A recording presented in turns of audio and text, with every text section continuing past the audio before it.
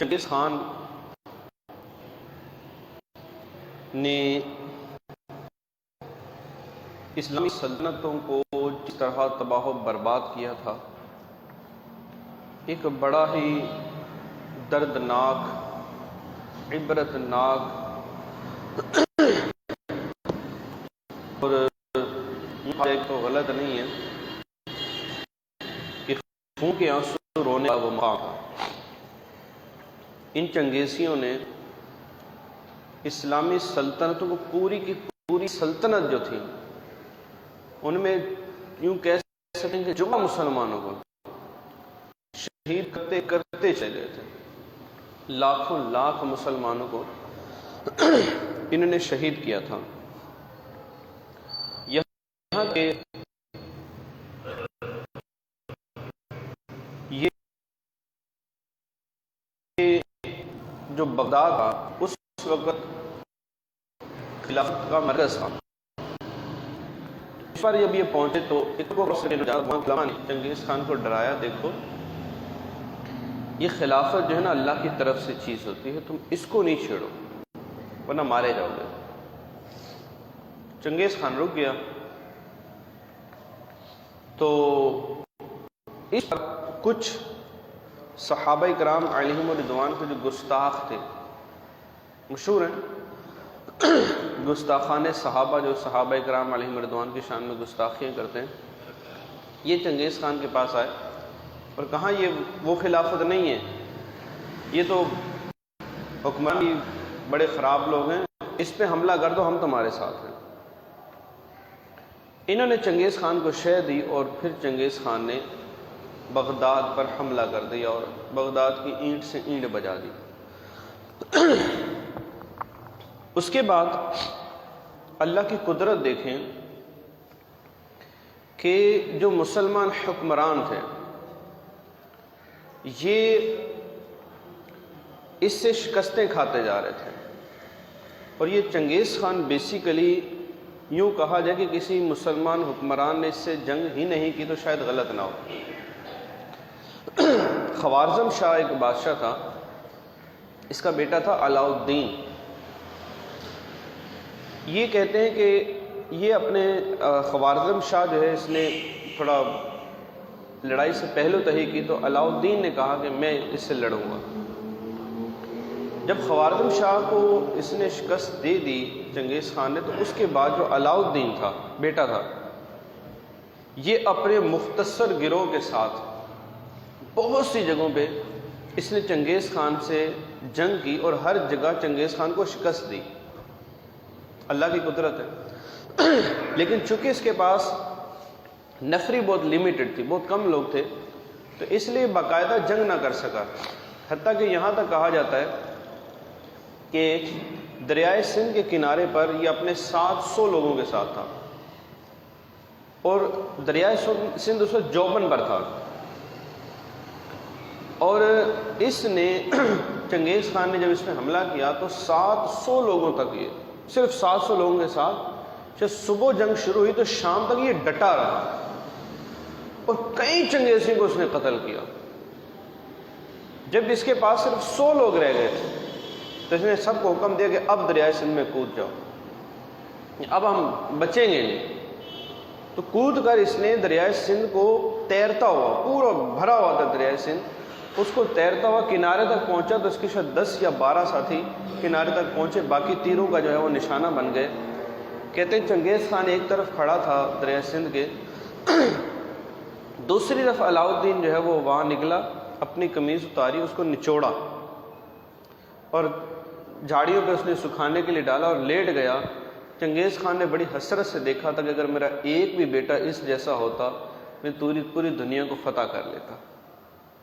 تو بیسیکلی چنگیز خان نے جو مسلمانوں پر حملہ کیا تو یہ سمجھیں کہ ایک عذاب کی سی صورت تھی، ورنہ اگر مسلمان ڈٹ کر اس کا مقابلہ کرتے تو آج بھی، اور یہ ہمیشہ کی مسلمانوں کی تاریخ ہے کہ اگر مسلمان ڈٹ کر مقابلہ کرتا ہے تو یہ کافر کو شکست دیتا ہے، یہ تاریخ ہے مسلمانوں کی۔ لیکن چنگیز خان کا دور تو ایسا تھا جو جب انہوں نے حملہ کیا تھا کہ جب یہ کسی شہر پر حملہ کرتے تو کوئی بھی ان کو لڑتا نہیں تھا، یہاں تک کہ لکھا کتابوں میں کہ اگر کوئی چنگیزی کسی مسلمان کو کہتا، جیسے جا رہا ہے ایک مسلمان ادھر آؤ، تو وہ آ جاتا، اس پتھر پہ سر رکھ کے لیٹ جاؤ، میں بھی کلہاڑا لے کر آ رہا ہوں تجھے کاٹنے لگا ہوں۔ وہ جاتا کلہاڑا لے کر آتا، یہ مسلمان کھڑا نہیں ہوتا تھا، اتنا ان کا خوف آ گیا۔ تو اس وقت جب یہ چنگیز خان کا یہ چل رہا تھا تو یہ شام پورے کو تباہ و برباد کر کے، عراق کو تباہ و برباد کر کے مصر میں اس وقت حکومت تھی مملوکوں کی، مملوک یعنی غلاموں کی، ان کو بولتے ہی مملوک تھے یعنی غلام۔ اللہ کی قدرت دیکھیں، جو آپ کو وہ پہلے عرض کر رہا تھا کہ اس وقت سلطان بیبرس یہ وہاں کے بادشاہ تھے، سلطان جب مصر میں پہنچے تو سلطان بیبرس نے ڈٹ کے مقابلہ کیا اور چنگیزیوں کی لاشوں کے کشتوں کے پشتے لگا دیے، یہاں تک کہ چنگیزیوں کو یہ کہنا پڑا کہ آج مسلمانوں نے ہم سے اپنا بدلہ لے لیا ہے، اور شکست کھا کر بھاگ گئے وہاں سے۔ یہ پہلی شکست تھی جو چنگیزیوں کو ہوئی۔ اس کے بعد پھر سلطان بیبرس نے خلافت کو دوبارہ قائم کیا، اور یہ پورا تفصیلی واقعہ ہے۔ قصہ مختصر جو میں آج واقعہ کرنے جا رہا ہوں کہ سلطان یہ جو چنگیز خان تھا، اس کے بعد اس کا بیٹا ہلاکو خان جو ہے یہ بادشاہ بنا، چنگیزی بنا، اس نے نہیں ظلم و ستم کے بڑے پہاڑ توڑے۔ پھر اس کے بعد تگودار یہ بادشاہ آیا۔ تگودار کے پاس ایک بزرگ پہنچے، وہ بزرگ پہنچے اور جب اس تگودار نے ان کو دیکھا، ظاہر بزرگ جو ہوتے ہیں بادشاہ ہوتے ہیں، داڑھی والے تھے، اسے شرارت سوجی، تگودار کو شرارت سوجی، کہنے لگا ہاں یہ بتاؤ کہ تمہاری داڑھی اچھی ہے یا میرے کتے کی دم اچھی ہے؟ جملہ کیسا خطرناک، بالکل غصہ دلانے والا ہے نا، کہ تمہاری داڑھی زیادہ اچھی ہے یا میرے کتے کی دم زیادہ اچھی ہے؟ تو وہ بزرگ چونکہ اللہ والے تھے، فرمانے لگے کہ اگر میں اپنے رب کی فرما برداری کرتا ہوں، گناہوں سے بچتا ہوں، نافرمانی نہیں کرتا، تو پھر تو میری داڑھی اچھی ہے، اور اگر اس کے بجائے میں اس کی اللہ کی نافرمانی کرتا ہوں، اس کے احکامات کی پاسداری نہیں کرتا ہوں، تو پھر تمہارے کتے کی دم زیادہ اچھی ہے۔ تگودار یہ سن کر اتنا متاثر ہوا، یعنی سامنے اس نے ایک غصہ دلانے والی بات کی، ان بزرگ نے بڑا میٹھے بول سے اس کو جواب دیا۔ یہ میٹھا بول ایسا اثر کر گیا کہ اس نے ان بزرگ کو اپنے خاص حلقہ احباب میں شامل کر لیا۔ پھر اللہ والے تو اللہ والے ہوتے ہیں، ان کی سیرت اور ان کی صحبت بندے کو بدل کے رکھ دیتی ہے۔ جب یہ تگودار کے پاس کچھ عرصہ رہے تو الحمدللہ تگودار مسلمان ہو گیا، کلمہ پڑھ کے مسلمان ہو گیا۔ اب اس کے بعد اس نے اپنے جو دیگر قبیلے تھے ان کے اندر اسلام پھیلانے کے لیے ان بزرگ کے ذریعے کوشش شروع کر دی۔ تو اب یہ جو دیگر قبیلے تھے وہ بھی مسلمان ہونا شروع ہو گئے، ظاہر بادشاہ ہو گیا۔ اس قبیلے کا جو یہ اس کے مختلف قبائل تھے، ان میں ایک قبیلہ یہ سب سے زیادہ جانباز، بہادر اور سخت قبیلہ تھا، اس کا سردار آیا۔ اس نے تگودار کو کہا کہ تم تو مسلمان ہو گئے، میں مسلمان نہیں ہوں گا، اس لیے کہ میں طاقت کو مانتا ہوں۔ وہ بزرگ بھی تھے، کہنے لگا میں تو طاقت کو مانتا ہوں۔ یہ بزرگ بڑا اسلام کرتے ہیں، ان کو کہو کہ یہ ہمارے ساتھ مقابلہ کر لیں، ہمارے قبیلے کا ایک بہادر آدمی آئے گا، اس سے مقابلہ کر لیں، اگر یہ بزرگ جیت کے میں مسلمان ہو جاؤں گا۔ تگودار جس کا نام اب عبداللہ تھا، احمد نام تھا، بلکہ احمد، ہاں اس کا نیا نام اب احمد ہو گیا تھا۔ کہنے لگا تم کچھ ہوش کے ناخن لو، کیسی بات کر رہے ہو؟ یہ بزرگ کی عمر دیکھو، ان کی عمر درویشانہ زندگی ہے۔ تمہارا جس قبیلے کے جو تم جنگجو آدمی کہہ رہے ہو اس کی تو زندگی لڑتے گزری ہے، تمہاری یہ بات کیا عقل میں آتی ہے کہ ان دونوں کا مقابلہ کرایا جائے؟ اس نے کہا بھئی میں تو طاقت کو مانتا ہوں، جس کے پاس طاقت ہے میں اس کو مانوں گا، آپ مقابلہ کرواتے تو ٹھیک ہے، ورنہ میں مسلمان نہیں ہو رہا، نہ میرا قبیلہ مسلمان ہو رہا۔ ان بزرگ نے فرمایا اس قبیلے کے سردار سے، تم اپنا بندہ بھی لے آؤ، جگہ کا بھی تعین کر لو، ٹائم بھی فکس کر لو، میں اس سے مقابلہ کرنے کے لیے تیار ہوں۔ اب یہ تگودار جو احمد بن چکے ہیں، نے کہا حضور آپ کو ہو کیا گیا ہے؟ یہ قبیلہ بڑا جاں باز مشہور ہے، بہادر مشہور ہے، آپ اسے کیسے مقابلہ کریں گے؟ اب یہ پریشان ہو گئے نا، ادھر سے وہ خوش ہو گیا کہ یہ بزرگ سے ہیں، بڑی عمر کے ہیں، یہ کیا کر لیں گے؟ اعلان ہو گیا، چنگیزی سلطنت میں اعلان ہو گیا کہ اس طرح مقابلہ ہونے والا ہے فلاں دن، فلاں تاریخ، فلاں ٹائم کو۔ اب یہ ہر طرف جو ہے نا وہ شور مچ گیا، یہاں تک کہ وہ دن آ گیا۔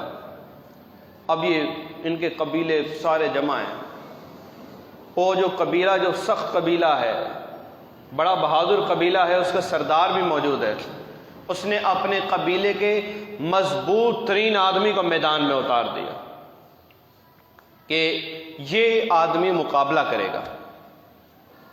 اب یہ جو بزرگ ہیں، یہ جو تگودار جو احمد اب بن چکے ہیں، یہ پریشان ہو رہے ہیں نا، اور ان بزرگ سے عرض بھی کر رہے ہیں حضور یہ کیسے آپ اس سے مقابلہ کریں گے؟ بہرحال وہ بزرگ جو ہیں وہ بھی میدان کی طرف چل پڑے۔ اس میدان کے اندر پہنچے، سامنے وہ جو چنگیزی خاندان یا چنگیزی قبیلے کا جو بڑا ایک جانباز، بڑا بہادر، بڑا سینہ چوڑا کیے ہوئے مضبوط جسم کا مالک وہ کھڑا ہے۔ یہ بزرگ گئے، اس کے قریب چلے گئے، قریب گئے اور جا کر اس کو ایک تھپڑ مارا۔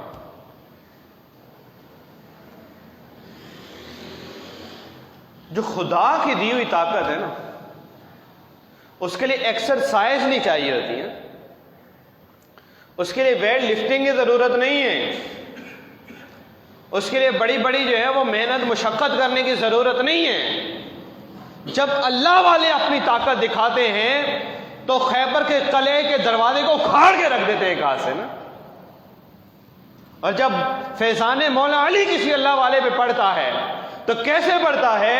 ان بزرگ نے اس چنگیزی مضبوط بہادر بڑے طاقتور کو تھپڑ مارا۔ وہ چنگیزی دیکھ کے حیران رہ گئے کہ جس طرح تلوار سر کو کاٹ کے رکھ دیتی ہے، ان بزرگ کا تھپڑ اس کے سر پہ پڑا تو سر کٹ کے دور چکا جا گر چکا تھا،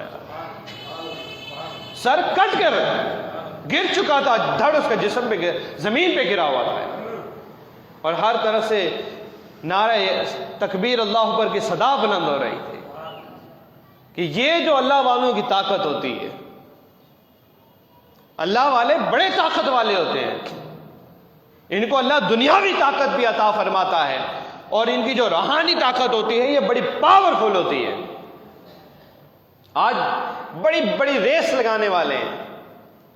ایک بزرگ کے بارے میں میں نے بڑی پیاری بات پڑھی تھی، بہت مزہ آ گیا تھا۔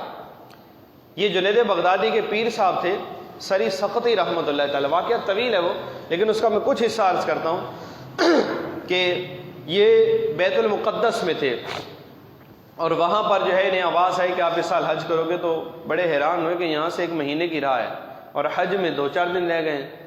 تو اتنے میں ایک نوجوان آیا اور انہوں نے آ کر کہا کہ تمہیں بشارت دی ہے نا اس سال حج کرو گے؟ تو انہوں نے کہا حضور یہاں سے 1 مہینے راستہ ہے اور حج میں 2-4 دن رہ گئے، ہم کیسے پہنچیں گے؟ بڑا پیارا اس نے جواب دیا۔ اس نے پوچھا یہ بتائیں کہ سورج زمین کے گرد جو گھومتا ہے میں کتنا ٹائم لیتا ہے؟ حضور 24 گھنٹے 24 گھنٹے میں زمین کا چکر لگا لیتا ہے۔ سورج کہ یہ بتاؤ کہ سورج جاندار ہے یا بے جان ہے؟ کہا بے جان ہے۔ اچھا یہ کتنا فاصلہ ہے؟ حضور کروڑوں میل کا فاصلہ ہے، لاکھوں میل کا فاصلہ ہے۔ ان بزرگ نے فرمایا اے سری سکتی، ایک بے جان جسم اگر یہ لاکھوں میل کا فاصلہ 24 گھنٹے میں طے کر لیں، ہم تو نہ صرف جاندار ہیں بلکہ اشرف المخلوق ہیں، اگر ایک ہی دن میں یہاں سے مکے چلے جائے تو کون سا کمال کر لیا؟ ہم سے بڑا کمال تو سورج جیلی کر رہا ہے یار۔ کیا بات کی اس بزرگ نے کہ جو اللہ کی دی ہوئی طاقت ہے وہ اللہ کی اس طاقت کا تو کوئی جواب ہی نہیں ہے۔ جب ان بزرگ نے اس چنگیزی کے منہ پہ تھپڑ مارا، اس کا سر کٹ کے گر گیا، بالکل فرمایا وہ جیسے تنے سے اوپر کا حصہ ہی جدا ہو جاتا، ایسے ہی اس کا جو سر تھا وہ الگ ہو کے گر گیا اور وہ گرا اور مر گیا وہیں پر۔ تو اب وہ جو جس نے کہا تھا طاقت کو میں سب کچھ سمجھتا ہوں، وہ اور سارا قبیلہ یہ سارے کا سارا مسلمان۔ میرے میٹھے اور پیارے سائیں، جو بزرگ تھے جن کی وجہ سے یہ چنگیزی خاندان جو پہلے مسلمانوں کے دشمن تھے، خدا کی قدرت ہے، کل جو اسلام کو مٹانے پہ تلے ہوئے تھے اب وہ اسلام کے محافظ بن گئے۔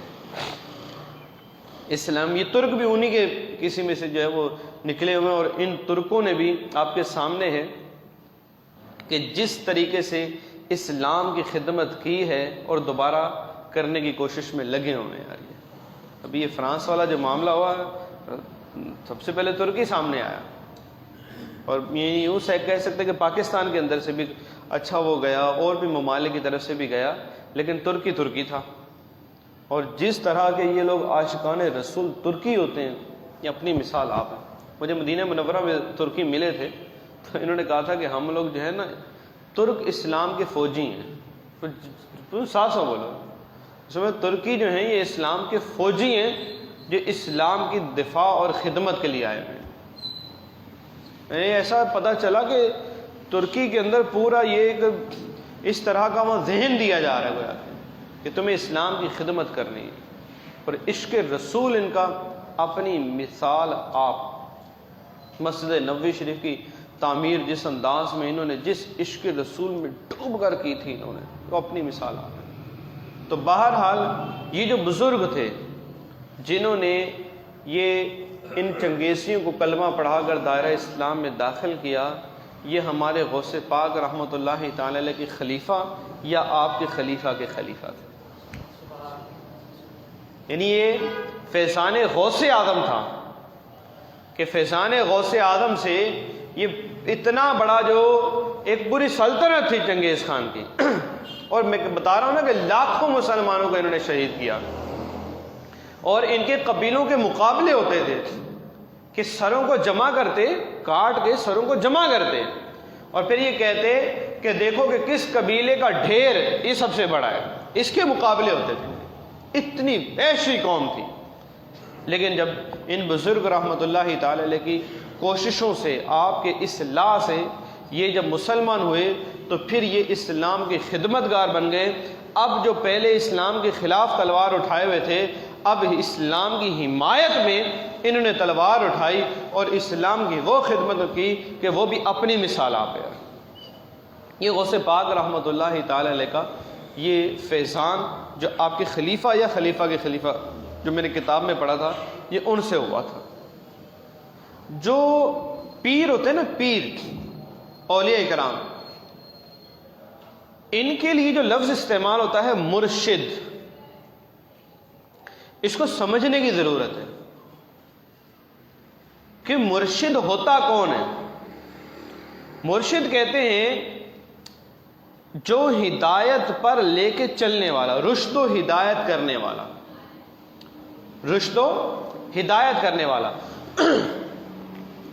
اب جو غوث پاک رحمۃ اللہ تعالی علیہ ان سے پہلے بلکہ سب سے کامل مرشد جو گزرے ہیں، سب سے کامل مرشد، اس کا نام ہے محمد مصطفیٰ صلی اللہ علیہ وسلم، اور سب سے کامل مرید جو گزرا ہے اس کا نام ہے ابو بکر صدیق۔ نہ ان جیسا کوئی مرشد ہوا، نہ اس جیسا کوئی مرید ہوا۔ تو بیسیکلی اللہ کے جو راستہ ہے، ہدایت کا جو راستہ ہے، اس پہ یہ چلانا، اس کی رشد و ہدایت دینا، یہ ہوتا ہے مرشد کا کام۔ آپ مثال کے طور پر آپ ایک کار ڈرائیور کو بولتے ہیں کہ مجھے لاہور جانا ہے، ٹھیک ہے، وہ کار ڈرائیور کبھی کراچی سے نکلا ہی نہیں، نہ ہی اس کو گوگل میپ کا آتا پتہ ہے، نہ اس کا یہ دینے کہ میں کسی سے پوچھ کے وہاں جاؤں گا۔ وہ آپ کو اٹھا کے لے کے چلے تو کیا ہوگا؟ تو ہو سکتا ہے کہ آپ کو کوئٹہ کے راستے پہ لے کے جا رہا ہو اور وہاں سے گھوم کے شاید وہیں پر گھوم رہا ہو۔ کیوں ایسا ہوگا؟ آپ جب لاہور جانا ہے، بلکہ حیدرآباد بھی جانا ہے، تو آپ اسی کے پاس بیٹھیں گے کہ جس کو اس راستے کا پتہ ہے۔ اگر اسے اس راستے کا پتہ نہیں ہے تو آپ کو گمراہ کر دے گا، وہ گمراہ، آپ کی راہ گم کر دے گا۔ ہو سکتا ہے آپ کو گم ہی کر آ جائے، یا کہیں ایسا گھما کے کہ پیٹرول ہی نہ ملے اور آپ کا حال ہی بے حال ہو جائے۔ کیوں ایسا ہو رہا ہے؟ آپ نے اس کو راستے کے لیے چنا کہ جس کو خود ہی راستے کا پتہ نہیں ہے، اور اگر اسے راستے کا پتہ ہے تو پھر اس میں تقسیم کاری ہوگی۔ بٹ ڈرائیور کیسا ماہر ہے، راستوں کی معلومات اس کو کیسی ہے، اور جو ہے کہاں جو ہے وہ گاڑی کس طرح چلانی ہے، اس سب کو جانتا ہے، تو وہ آپ کو ایک فکس ٹائم پہ اچھے انداز سے جو ہے وہ آپ کو جہاں بولیں گے آپ کو پہنچا دے گا۔ یہی حال ایک مرشد اور مرید کا ہے۔ اگر کوئی مرشد بنتا ہے، پیر بنتا ہے، تو وہ کیوں پیر بنے؟ آپ اللہ کے راستے پہ چلنے کے لیے۔ اللہ کا راستہ کون ہے؟ اللہ کا راستہ وہ ہے کہ جو راستہ محبوب کریم صلی اللہ علیہ وسلم نے اپنی امت کو دیا ہے، صراط مستقیم، سیدھا راستہ۔ اب اگر کسی کو علم ہی نہیں ہے اس راستے کا تو پھر کیا کرے گا؟ وہ آپ کو بھی گمراہ کرے گا اور خود بھی گمراہ ہوگا، اور یہاں جو گمراہی ہوگی، راستے سے بھٹکے گا تو جہنم میں جائے گا وہ۔ میں اس میں بہت بڑی بات کی آپ سے کہ جس کو چاہا، جو دل چاہا پیر بنا لیا، یا جس کا دل چاہا وہ پیر بنا بیٹھا ہے۔ تو پیر بننے کے لیے کہیں بھی یہ نہیں لکھا کہ پیر کا بیٹا ہی بنے گا، نہیں۔ پیر کی شرائط ہیں، وہ مرشد بن سکتا ہے یا نہیں۔ اگر وہ مرشد بن سکتا ہے تو پھر تو وہ پیر بنے گا، تو وہ انشاءاللہ جنت میں لے کے جائے گا آپ کو۔ لیکن اگر خود ہی گمراہ ہے وہ، تو پھر خود بھی تباہ ہوگا، آپ کو بھی تباہ کر کے رکھ دے گا۔ خواجہ غریب نواز رحمۃ اللہ تعالی علیہ پیروں کے پیر ہیں، وہ سلسلہ چشتیہ کے پیشوا ہیں، وہ واقعی اللہ والے تھے، اللہ کی راہ میں لے کے چلنے والے تھے۔ اب اگر ان کی اولاد میں کوئی ایسا آتا ہے کہ گدی نشین ہونے کا دعویٰ کرتا ہے، لیکن اس کی جو حالت ہے وہ حال ہی بے حال ہے، حال ہی بے حال ہے، خود ہی راستے سے ہٹا ہوا ہے، تو جو اس کے پیچھے جائے گا وہ خود بھی گمراہ ہوگا، اور یہ ساتھ دونوں جو ہے نا گمراہ ہوں گے۔ میں نے مثال اس لیے بھی وہاں کی تھی کہ میں جانتا ہوں بعض اس کو، کہ معاذ اللہ صحابی رسول سیدنا امیر معاویہ رضی اللہ تعالی سے بغض رکھنے والا گدی نشین بیٹھا ہوا ہے۔ مجھے وہ بھی وقت یاد ہے کہ راجہ پرویز اشرف ہمارا وزیر اعظم تھا، جب وہاں گیا اس نے ملنے سے انکار کر دیا کہ یہ پاکستانی وزیر اعظم ہے، اس لیے یہ معافی مانگے جو انہوں نے انڈین فوجیوں کو مارا ہے، جو بھی اس نے اس طرح کی بات کی۔ اب آپ بتائیں یہ پیر بننے کے قابل ہے؟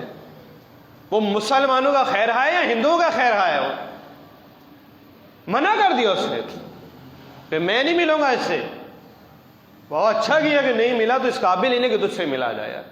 خواجہ صاحب کا بڑا دشمن ہے تو، وہ خواجہ صاحب تو ان کو کلمہ پڑھانے آئے تھے، تو ان کی گود میں بیٹھا ہوا ہے۔ اور بھی اس طرح جو یعنی اس کا نقصان کیا ہوا؟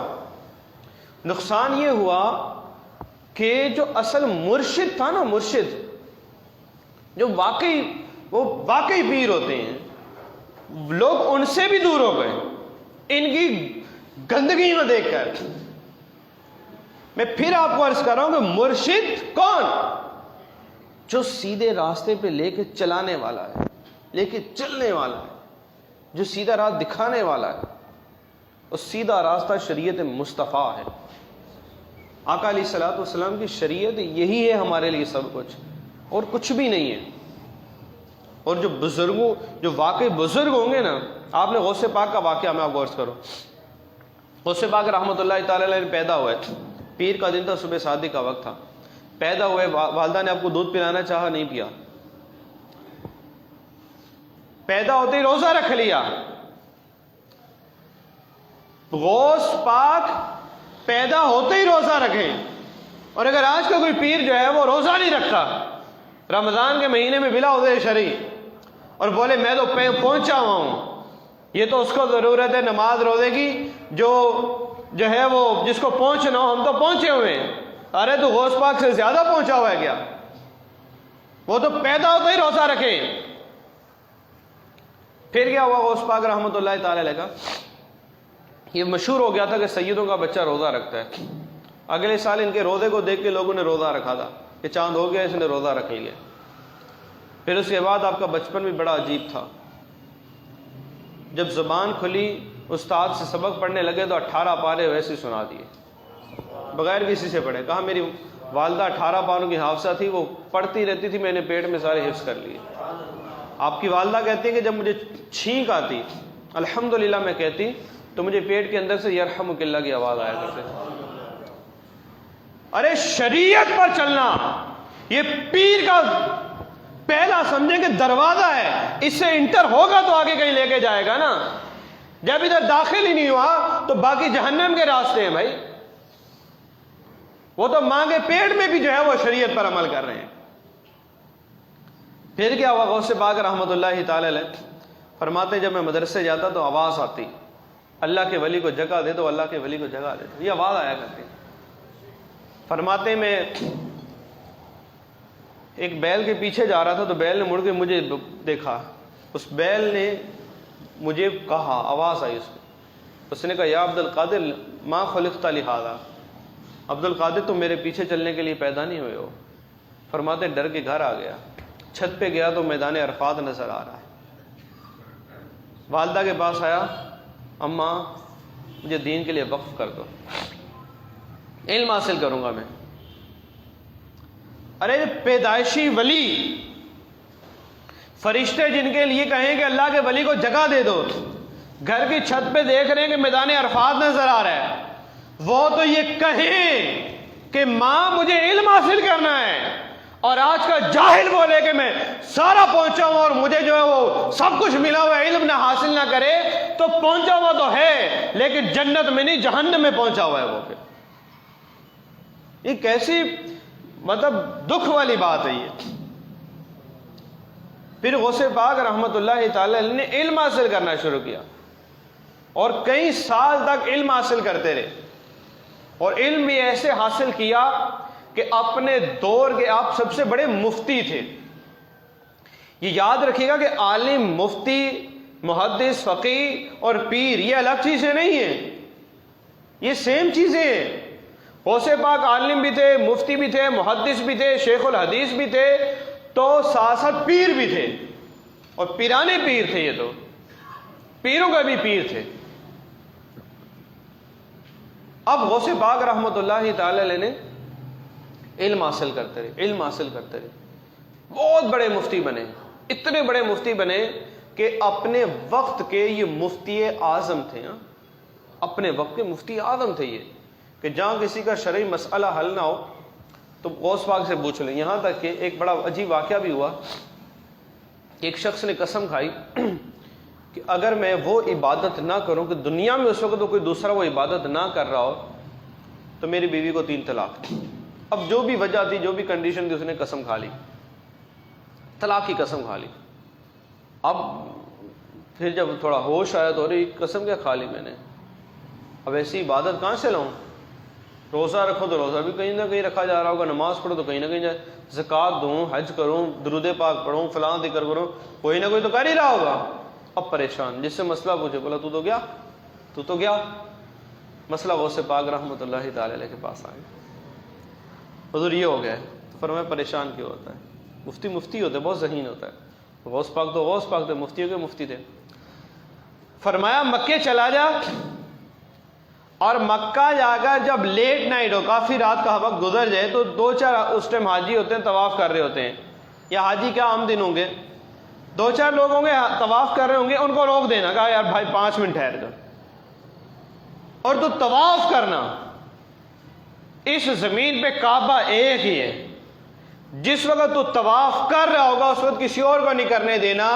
اب جس وقت تو طواف کر رہا ہوگا تو وہ عبادت کر رہا ہوگا کہ روئے زمین پر کوئی بندہ دوسرا یہ عبادت نہیں کر رہا ہوگا.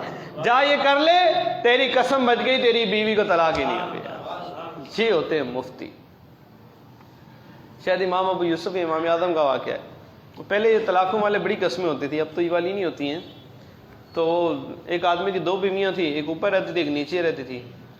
تو وہ اوپر جانے لگا تو نیچے والے نے بلایا، ذرا بات سنا کام ہے. اوپر والے کو غصہ آ گیا، میں نے پہلے بلایا. نیچے والے کا اب وہ ادھر اوپر سے ہاتھ کھینچ رہی ہے تو نیچے والے ٹانگ کھینچ رہی ہے. تو اس کو غصہ آ گیا. اس نے کہا تیرے پاس اوپر آؤں نا تجھے طلاق، نیچے والے کو بولا تیرے پاس نیچے آؤں تجھے طلاق. دونوں نے اپنے دروازے بند کر لیے. تو اندر کا رہا بیچ میں لٹک گیا، کرے گیا. اب جب ہوش آئی تو یہ میں نے کیا بول دیا. تو اب وہ قصہ مختصر یہ کہ کسی شاید امام اعظم کے پاس گیا ہے تو آپ نے فرمایا کہ ایک اور سیڑھی لگاؤ، اوپر والی کو نیچے کر دو، نیچے والی کو اوپر کر دو. اس نے کہا تھا اوپر والی کو بولا تھا کہ تیرے پاس اوپر آؤں تو تجھے طلاق. تو تیرے پاس تو جا ہی نہیں رہا، وہ جا کسی اور کے باہر ہے. یہ حال نیچے کا طلاق نہیں ہوگی. یعنی وہ طلاق سے بچا لیا ہم کو. بولا دوسری سیڑھی لگائی، اوپر نیچے کیا، اوپر بھی گیا نیچے بھی گیا، طلاق نہیں ہوئی. یہ جو ہے وہ اللہ والوں کی باتیں ہوتی ہیں، یہ علم والوں کی باتیں ہوتی ہیں. لیکن اب تو بڑا افسوس ہے اس معاملے میں کہ پیر بن گئے ہیں اور پیروں میں رکھنے کے قابل نہیں ہیں. ایسی ایسی عجیب و غریب باتیں. دارالفتہ اہل سنت یہاں اورنگی ٹاؤن میں اس ٹائم ہوتا تھا. ایک آیا تھا میرے پاس تو پتہ چلا کہ بھائی یہ پہلے یعنی شروع میں مسلمان نہیں تھا، پھر 2 سال تک عیسائی رہا ہے، پھر دوبارہ مسلمان ہوا ہے. تو باتوں باتوں میں وہ کہنے لگا کہ میرے پیر صاحب، اور اس طرح کی باتیں کرنے لگا نا. تو پھر کہنے لگا کہ میرے پیر صاحب نے تو ایک ہی چیز سمجھائی کہ کسی کو برا بھلا نہیں بولنا. تو میں نے کہا چلو اس پہ بھی ہوگا. اب عیسائی مذہب نے مجھے 2 سال پالا ہے تو میں اس کو برا تھوڑی بولوں گا. اور میں ایک دم ڈر گیا نا. میں نے کہا کہ کیسی بات کر رہے ہیں. میں نے کہا آپ توبہ کریں، کیسی بات کر رہے ہیں. بولا نہیں میں اپنے پیر کی بات نہیں چھوڑ سکتا. یہ پیر کی بات یہ نہیں چھوڑ سکتا، اور اس پیر کو جس رب نے بنایا ہے وہ رب تو عیسائیوں کی جو ہے وہ برائیاں بیان کرے، ان کے بارے میں فرمائے کہ یہ جہنمی ہے. اس رب کی بات نہیں مان رہا، پیر کی بات مان رہا ہے. یہ پیر بھی جہنم میں جائے گا، ساتھ ساتھ اپنے اس مرید کو بھی جہنم میں لے کے جائے گا پھر اگر بغیر توبہ کے مر گیا. میں نے بڑا اس کو سمجھایا. قرآنی آیات سنیں کہ دیکھو اللہ نے ان کو برا کہا ہے. یار سرکار نے اسلام نے ان کو برا کہا ہے، حدیثیں ہیں ان کی برائی پر. کیسی بات کر رہے ہو. ان الذین کفروا من اہل الکتاب والمشرکین فی نار جہنم خالدین فیہا اولئک هم شر البریہ. کتنا اللہ تعالیٰ ان کو برا بیان کر رہا ہے کہ یہ جہنمی بھی ہیں، ساتھ ساتھ یہ اس میں رہیں گے، اور ساتھ ساتھ یہ برا گروہ ہے. میں نے کہا یہ اللہ فرما رہا ہے. لیکن وہ جو پیر جو ہوتا ہے نا، اس طرح کے پیر ہیں ان کے پاس علم نہیں ہے، نہ قرآن کا علم نہ حدیث کا علم.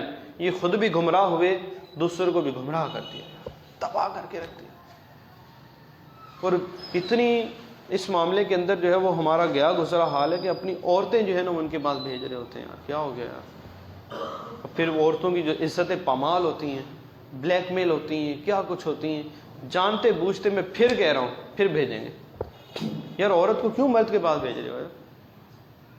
سرکار علیہ الصلوۃ والسلام کے بارے میں سیدہ عائشہ صدیقہ طیبہ طاہرہ رضی اللہ تعالیٰ فرماتی ہیں آقا علیہ السلام نے کبھی کسی عورت کے ہاتھ میں ہاتھ رکھ کے بیعت نہیں کی.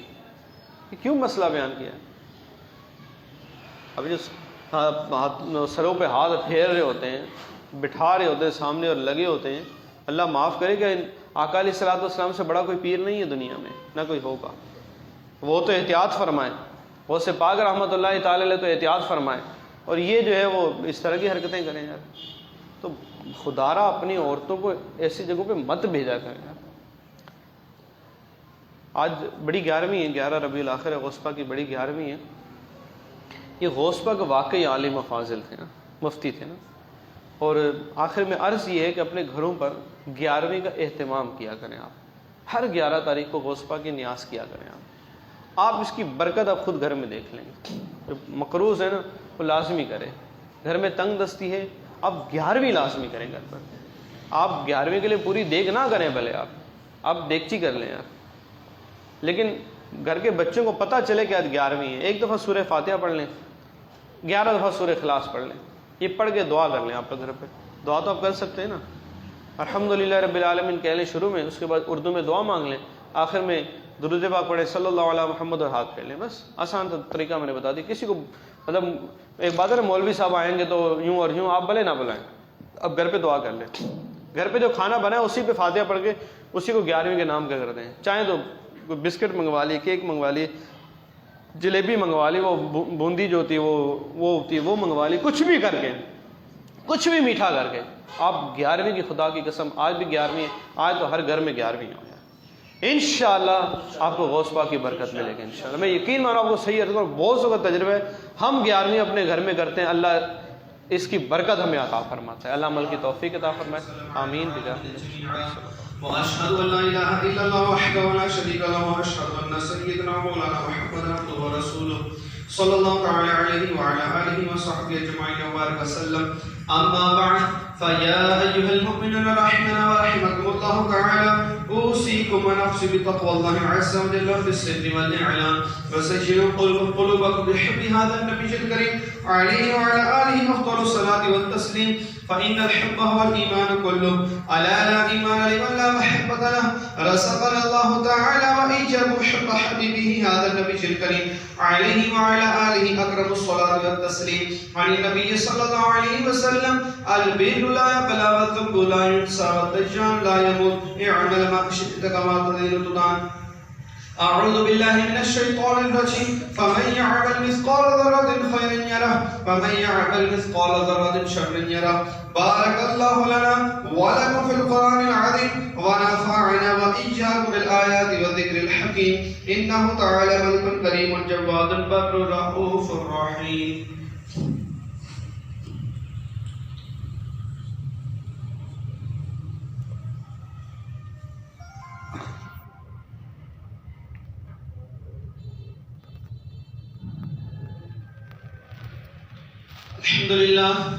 الحمد لله نحمده ونستعينه ونستغفره ونؤمن به ونتوكل عليه ونعوذ بالله من شرور أنفسنا ومن سيئات أعمالنا، من يهده الله فلا مضل له ومن يضلله فلا هادي له، ونشهد أن لا إله إلا الله وحده لا شريك له، وأشهد أن محمدا عبده ورسوله صلى الله تعالى عليه وعلى آله وأصحابه أجمعين وبارك وسلم أبدا.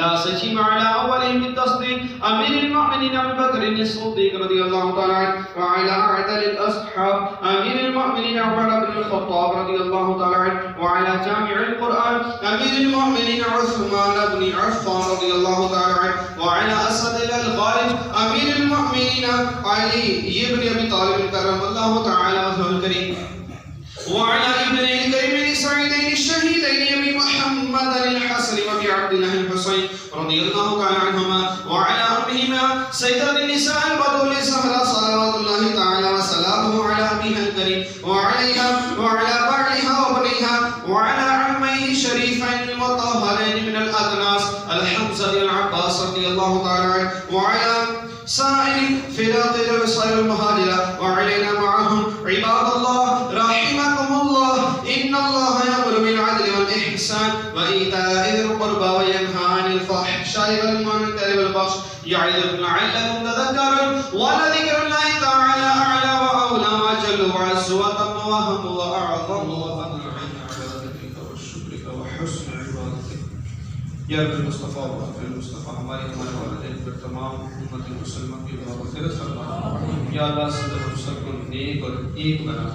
یا اللہ صدر ہم سب کو وہ بنا دے جو تجھے اور تیرے پیارے حبیب کو پسند آئے. اللہ ان کاموں سے بچا لے جو تجھے اور تیرے پیارے حبیب پر ناراض کرنے والے. یا اللہ صدر ہم سب کو پکا نمازی بنا دے. وہ سے پاک رحمت اللہ کی دائرہ کی 11ویں کرنے والا ہر ماہ میں پیار میں بھی برکتیں عطا فرما، غوث پاک کی برکتیں عطا فرما۔ اے اللہ ہمیں ان بزرگ غوث پاک رحمۃ اللہ تعالیٰ نے جس طرح زندگی گزاری ہمیں بھی ان کی سیرت پر چلنے کی توفیق عطا فرما۔ یا اللہ سے ہمارے مقروضوں کو قرض سے خلاصی عطا فرما، جو تنگدست ہے ان کی تنگدستی دور فرما دے۔ عبد الرحمن بن عاصم سلیم لکھا ہے، اے اللہ ان کو شفا عطا فرما، اے اللہ کی بیماری کو دور فرما، ہمارے سارے بندوں پر رحمت کی نظر فرما۔ ان اللہ و ملائکتہ یصلون علی النبی یا ایھا الذین آمنوا صلوا علیہ وسلموا تسلیما۔ صلی اللہ علیہ وسلم صلاة وسلام علیک یا رسول اللہ۔ سبحان ربک رب العزة عما یصفون وسلام علی المرسلین والحمد للہ رب العالمین۔ الحمد للہ لا الہ الا اللہ۔ شہنشاہ مدینہ الصلاۃ والسلام، زینت عرش معلا، زینت عرش معلا، الصلاۃ والسلام۔ اے شہنشاہ مدینہ الصلاۃ والسلام، رب حب لی امتی کہتے ہوئے پیدا ہوئے، رب حب لی امتی کہتے ہوئے پیدا ہوئے، رب حب لی امتی کہتے ہوئے پیدا ہوئے۔ حق نے فرمایا کہ بخشا، حق نے فرمایا کہ بخشا، الصلاۃ والسلام۔ اے شہنشاہ مدینہ الصلاۃ والسلام، زینت عرش معلا، زینت عرش معلا، الصلاۃ والسلام۔ میں شہنشاہ مدینہ الصلاۃ والسلام، مومنوں پڑھتے رہو تم اپنے آقا پر درود، مومنوں پڑھتے رہو تم اپنے آقا پر، مومنوں پڑھتے رہو تم اپنے آقا پر درود، ہے فرشتوں کا وظیفہ، ہے فرشتوں کا وظیفہ، الصلاۃ والسلام۔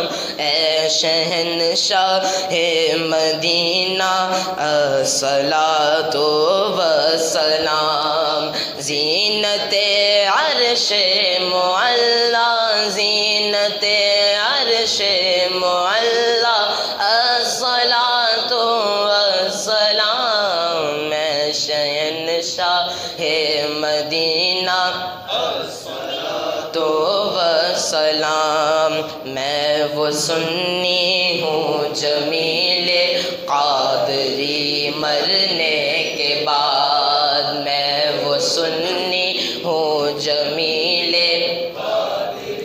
مرنے کے بعد، میں وہ سنی ہوں جمیل قادری مرنے کے بعد، میرا لاشا بھی کہے گا، سب کا لاشا ہی کہے گا، الصلاۃ والسلام۔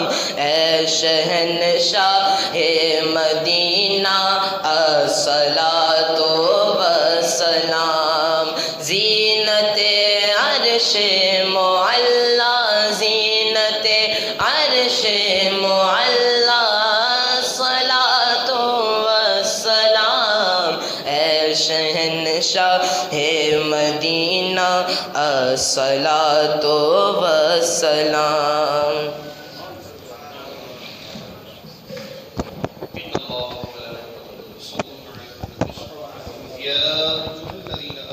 صلوا عليه وسلموا تسليما۔